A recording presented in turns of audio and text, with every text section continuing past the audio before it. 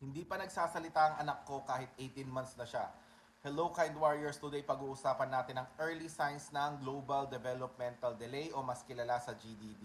Simple lang tong paliwanag ko at para talaga to sa mga magulang na gusto ng maagang gabay para sa kanilang mga anak.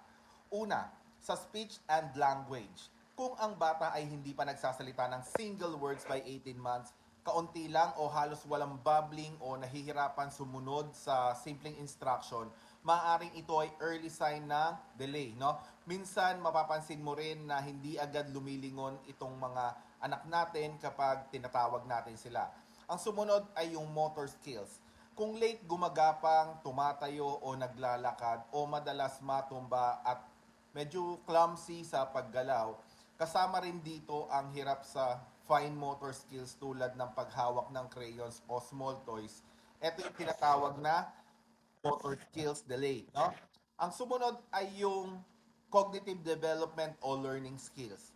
Kung mabagal matuto ng basic concepts, hirap mag-focus, hindi masyadong curious at hindi nag-explore ng surroundings, pwede rin itong indikasyon ng developmental delay. Ang sumunod ay yung social and emotional delay. Halimbawa, late siya nakikipag-socialize or hindi siya nagso-social smile, hindi agad nakikipaglaro sa ibang bata, or limitado ang pretend play, or hirap mag-express ng emotion. Ang panghuli sa lahat ay yung adaptive or self-help skills. Kung nahihirapan kumain mag-isa, uminom from a cup, magbihis sa sarili niya, or delayed ang potty training readiness, kasali rin ito sa tinitignan ng mga professionals. Kaya mga magulang, tandaan nyo, hindi ito para matakot tayo, no?